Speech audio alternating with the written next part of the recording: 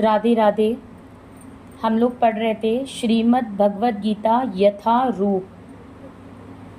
इससे पहले हम लोगों ने पढ़ा था, शुरुआत की थी जहाँ से हम लोगों ने वो किया था पृष्ठभूमि। उसके बाद कल हम लोगों ने पढ़ा था आमुख। आज हम लोग शुरुआत करेंगे भूमिका की। ओम अज्ञानतिमिरान्धस्य ज्ञानञ्जनं शलाक्या चक्षुरुन्मीलितं येन तस्मै श्रीगुरुवे नमः। श्रीचैतन्यमनोऽभीष्टं स्थापितं येन भूतले स्वयं रूपः कदा मह्यं ददाति स्वपदान्तिकं। मैं घोर अज्ञान के अंधकार में उत्पन्न हुआ था और मेरे गुरु ने अपने ज्ञान रूपी प्रकाश से मेरी आंखें खोल दी। मैं उन्हें सादर नमस्कार करती हूँ। श्रील रूप गोस्वामी प्रभुपाद कब मुझे अपने चरण कमलों में शरण प्रदान करेंगे, जिन्होंने इस जगत में भगवान चैतन्य की इच्छा की पूर्ति के लिए प्रचार योजना या मिशन की स्थापना की है।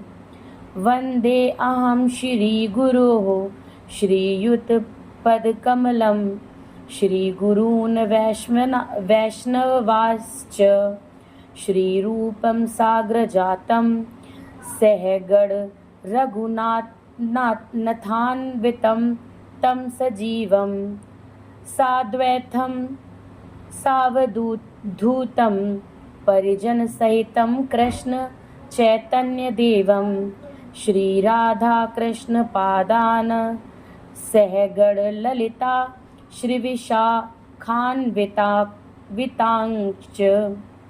मैं अपने गुरु के चरण कमलों को तथा समस्त वैष्णवों के चरणों को नमस्कार करती हूँ।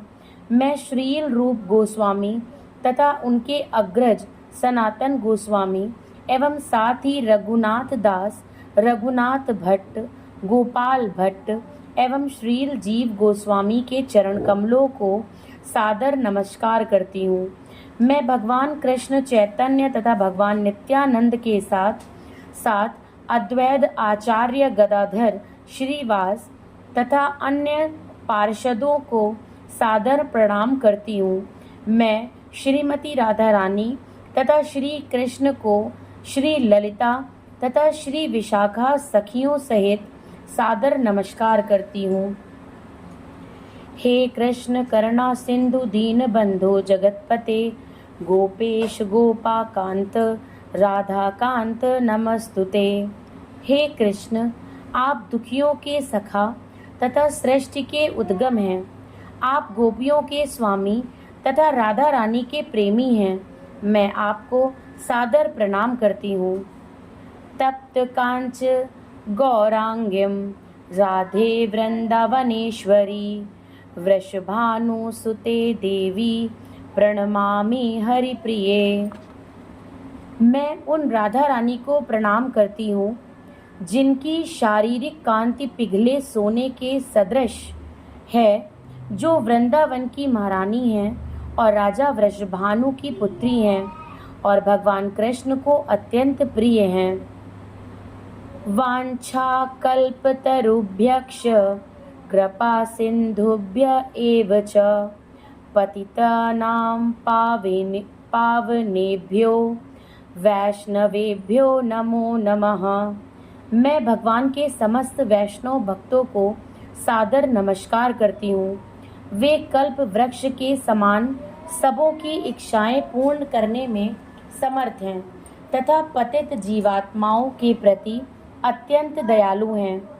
श्री कृष्ण चैतन्य प्रभु नित्यानंदम श्री अद्वैत गदाधर श्रीवास गौर भक्त वृंद। मैं श्री कृष्ण चैतन्य प्रभु नित्यानंद, श्री अद्वैत गदाधर श्रीवास आदि समस्त भक्तों को सादर प्रणाम करती हूँ। हरे कृष्ण कृष्ण कृष्ण हरे हरे, हरे राम राम राम हरे हरे। भगवत गीता को गीतोपनिषद भी कहा जाता है। यह वैदिक ज्ञान का सार है और वैदिक साहित्य का सर्वाधिक महत्वपूर्ण उपनिषद है।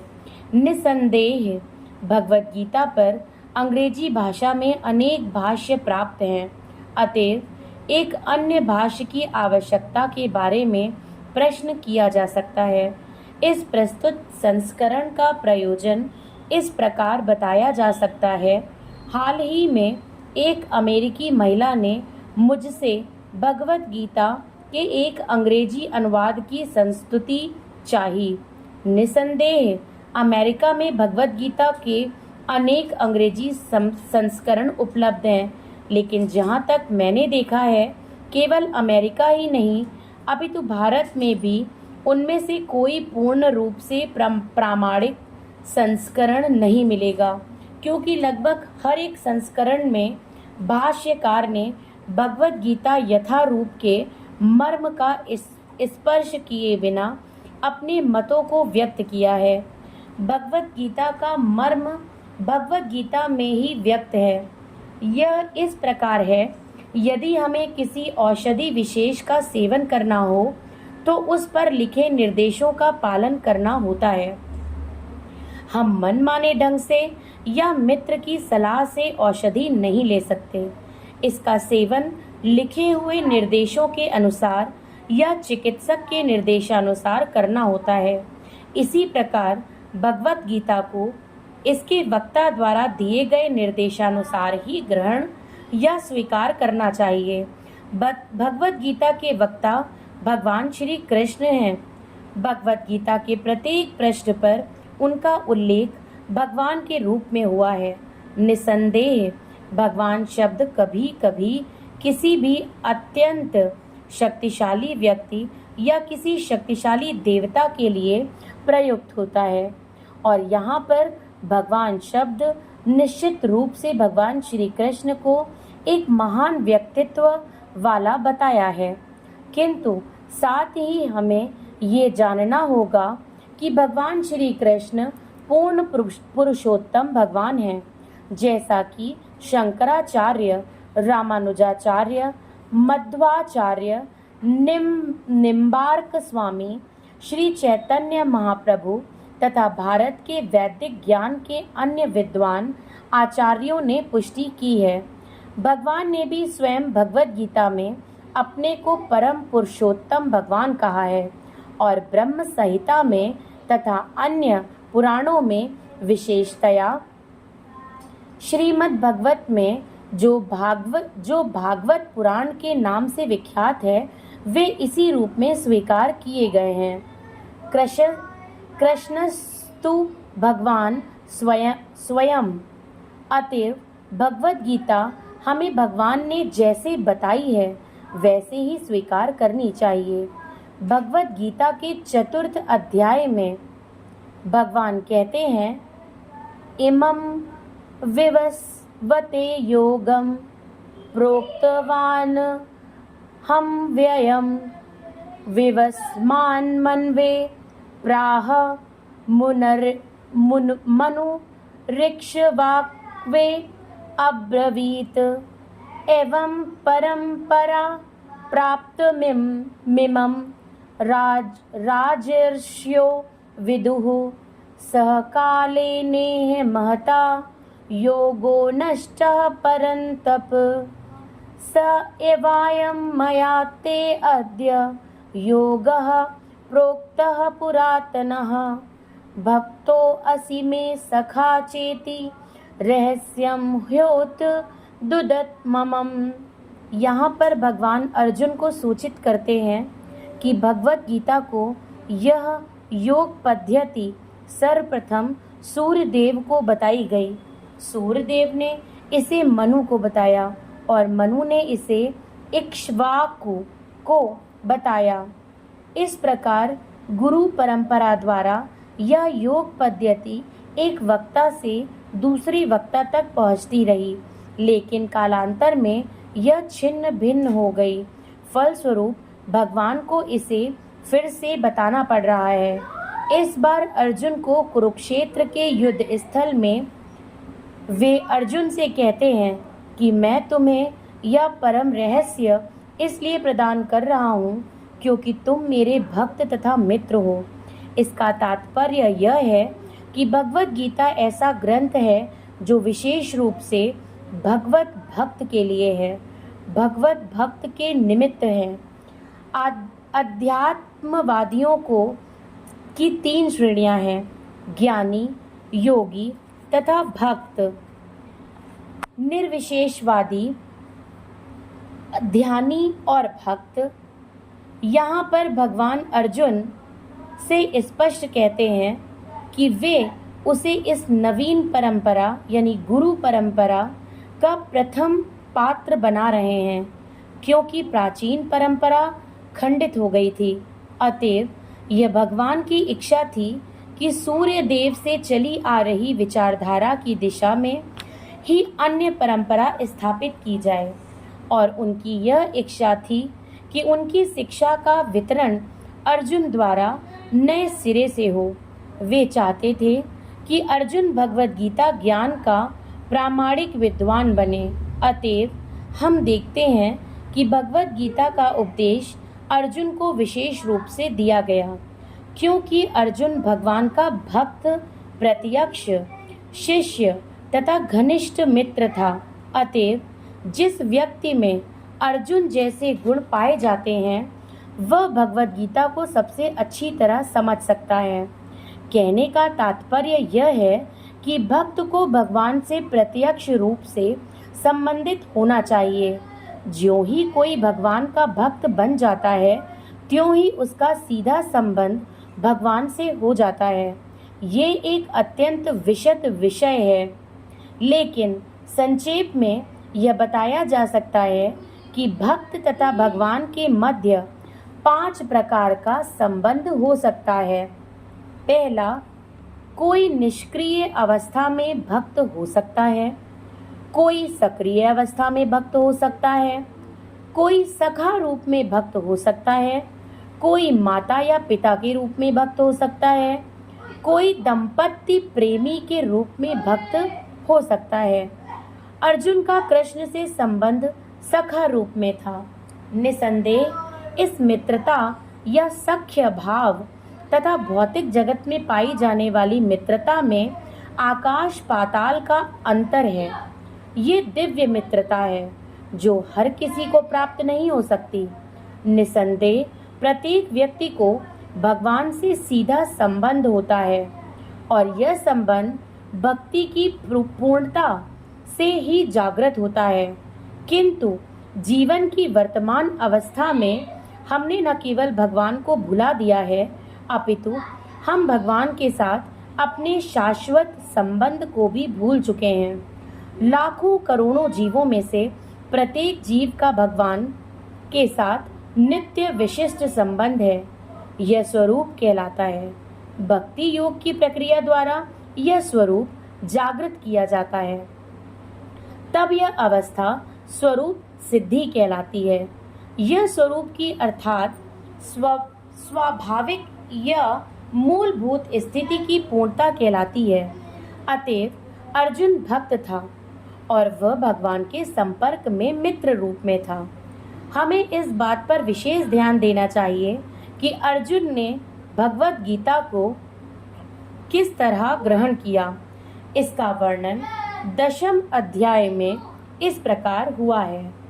अर्जुन उवाच परम ब्रह्म परम धाम पवित्रम परम भवान पुरुषं शाश्वतं दिव्यमादिदवेमजं विभुम् अहुस्त्वा मृष्यः सर्वे देवर्षि नारदस्तथा असितो देवलो व्यासः स्वयं चैव ब्रवीषि मे सर्वमेतद्रतं मनये यन्यमां वदसि केशव नाहि ते भगवन्व्यक्तिं विदुर्देवान् दानवाः। अर्जुन ने कहा, आप भगवान परम धाम पवित्रम परम सत्य हैं। आप शाश्वत दिव्य आदि पुरुष अजन्मा तथा महानतम हैं। नारद, असित, देवल तथा व्यास जैसे समस्त महामुनि आपके विशेष विषय में इस सत्य की पुष्टि करते हैं और अब आप स्वयं मुझसे इसी की घोषणा कर रहे हैं। हे कृष्ण, आपने जो कुछ कहा है उसे पूर्ण रूप से मैं सत्य मानता हूँ। हे प्रभु, ना तो देवता और ना असुर ही आपके व्यक्तित्व को समझ सकते हैं। भगवान से भगवत गीता सुनने के बाद अर्जुन ने कृष्ण को परम ब्रह्म स्वीकार कर लिया। प्रत्येक जीव ब्रह्म है, लेकिन परम पुरुषोत्तम भगवान परम ब्रह्म है। परम धाम का अर्थ है कि वे सबों के परम आश्रय या धाम है। पवित्रम का अर्थ है कि वे शुद्ध हैं, भौतिक कल्मश से मुक्त हैं। पुरुषम का अर्थ है कि वे परम भोक्ता हैं। शाश्वतम अर्थात आदि सनातन, दिव्यम अर्थात दिव्य, आदि देवम भगवान अजम अजन्मा तथा विभुवम अर्थात महानतम है। कोई यह सोच सकता है कि चूंकि कृष्ण अर्जुन के मित्र थे, अतएव अर्जुन यह सब चाटुकारिता के रूप में कर रहा था। लेकिन अर्जुन भगवत गीता के पाठकों के मन से इस प्रकार के संदेह को दूर करने के लिए अगले श्लोक में इस प्रशंसा की पुष्टि करता है, जब वह यह कहता है कि कृष्ण को मैं ही भगवान नहीं मानता, अपितु नारद, असित, देवल तथा व्यास देव जैसे महापुरुष भी भगवान स्वीकार करते हैं। ये सब महापुरुष हैं जो समस्त आचार्यों द्वारा स्वीकृत वैदिक ज्ञान का वितरण या प्रचार करते हैं। अतएव अर्जुन श्री कृष्ण से कहता है कि वे जो कुछ भी कहते हैं उसे वह पूर्ण सत्य मानता है। सर्वमेत द्रतम मन्ये, आप जो कुछ कहते हैं वे उसे मैं सत्य मानता हूँ। अर्जुन ये भी कहता है कि भगवान के व्यक्तित्व को समझ पाना बहुत कठिन है। यहाँ तक कि बड़े बड़े देवता भी उन्हें नहीं समझ पाते। अतएव मानव मात्र भक्त बने बिना भगवान श्री कृष्ण को कैसे समझ सकता है। अतएव भगवत गीता को भक्ति भाव से ग्रहण करना चाहिए। किसी को यह नहीं सोचना चाहिए कि वह कृष्ण के तुल्य है, ना ही ये सोचना चाहिए कि कृष्ण सामान्य पुरुष हैं या कि एक महान व्यक्तित्व हैं। भगवान श्री कृष्ण साक्षात पुरुषोत्तम भगवान हैं। अतएव भगवत गीता के कथानुसार या भगवत गीता को समझने का प्रयत्न करने वाले अर्जुन के कथानुसार हमें सिद्धांत रूप में कम से कम इतना तो स्वीकार कर लेना चाहिए कि श्री कृष्ण भगवान हैं, और उसी विनीत भाव से हम भगवत गीता को समझ सकते हैं।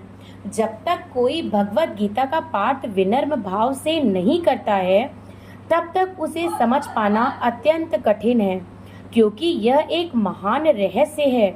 तो भगवत गीता क्या है? भगवत गीता का प्रयोजन मनुष्य को भौतिक संसार के अज्ञान से उबारना है। प्रत्येक व्यक्ति अनेक प्रकार की कठिनाइयों में फंसा रहता है। जिस प्रकार अर्जुन भी कुरुक्षेत्र में युद्ध करने के लिए कठिनाई में था, अर्जुन ने श्री कृष्ण की शरण ग्रहण कर ली। फलस्वरूप इस भगवत गीता का प्रवचन हुआ। केवल अर्जुन वरन हम में से प्रत्येक व्यक्ति इस भौतिक अस्तित्व के कारण चिंताओं से पूर्ण है। हमारा अस्तित्व ही अनस्तित्व के परिवेश में है। वस्तुतः हमें अनस्तित्व से भयभीत नहीं होना चाहिए। हमारा अस्तित्व सनातन है, लेकिन हम किसी न किसी कारण से असत में डाल दिए गए हैं। असत का अर्थ उससे है जिसका अस्तित्व नहीं है। आज के लिए हम यहीं पे विराम लेते हैं। कल हम इसे कंटिन्यू करेंगे। राधे राधे।